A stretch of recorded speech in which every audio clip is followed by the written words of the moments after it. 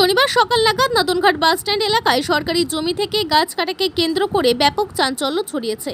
অভিযোগ, সরকারি জমিতে থাকা বিশাল অশ্বত্থ ও শিরীষ গাছ কেটে ফেলা হয়। ঘটনাস্থলে পৌঁছায় নাদনঘাট থানার পুলিশ ও বন দপ্তরের কর্মীরা। স্থানীয় সূত্রে জানা গেছে, পূর্বস্থলী ১ নম্বর ব্লকের নাদনঘাট বাসস্ট্যান্ড সংলগ্ন পূর্বস্থলী থানার মার্কেটিং সমবায় সমিতির সরকারি জমিতে ছিল এই দুটি বড় গাছ।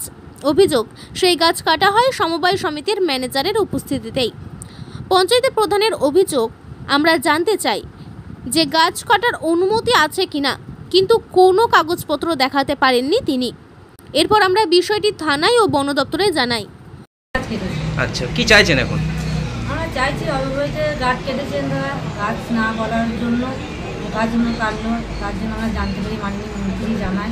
আমরা সব এসেছি, সকলে পুলিশও এসছে আমাদের এখানে। বন দপ্তরের লোক এসছে? বন দপ্তরের লোক। কাউকে অ্যারেস্ট করেছে? কাউকে অ্যারেস্ট করেছে? হ্যাঁ, একদিনই হয়েছে। আচ্ছা, আপনার নাম? আমি নাদনঘাট গ্রাম পঞ্চায়েতের প্রধান। অভিযোগের ভিত্তিতে দ্রুত ঘটনাস্থলে পৌঁছায় পুলিশ ও বনকর্মীরা।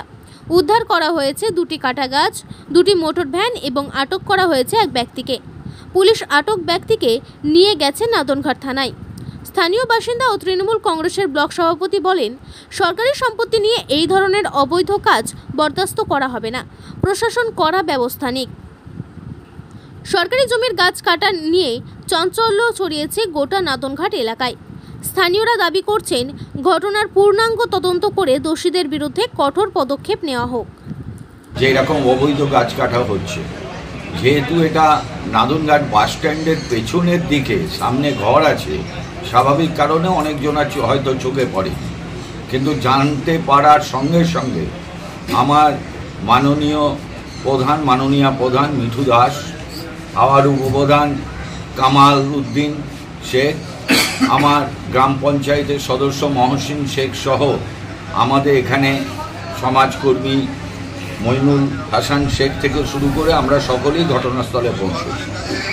প্রধান নিজে গিয়ে, যিনি দাঁড়িয়ে থেকে পূর্বস্থলী থানা বৃহদাকার সমবায় সমিতির ম্যানেজার সমর ঘোষ দাঁড়িয়ে থেকে গাছ কাটাচ্ছিলেন লোক দ্বারা, তার নিয়োজিত লোক দ্বারা। তাকে গিয়ে আমার প্রধান জিজ্ঞাসা করে যে আপনার কাছে কি কোনো বৈধ কাগজপত্র আছে? তিনি কোনো কথার উত্তর না দিয়ে হন করে নিজের বাড়ির দিকে চলে যান। পরবর্তীকালে আমরা থানা এবং বন দপ্তরে খবর দিই, পুলিশ আধিকারিকরা এসছেন, সমর ঘোষ গ্রেপ্তার হয়েছেন, দুটি ভ্যানও তারা সিজ করে থানায় নিয়ে যাচ্ছেন। কটি গাছ কাটা হয়েছে? এমন দুটি গাছ, একটা অশ্বত্থ গাছ অনেক বড় পুরনো এবং একটি আপনার শিরীষ গাছ। আচ্ছা, একজন অ্যারেস্ট, তাই তো? একজন অ্যারেস্ট হয়েছে, দুটো ভ্যান সিজড হয়েছে।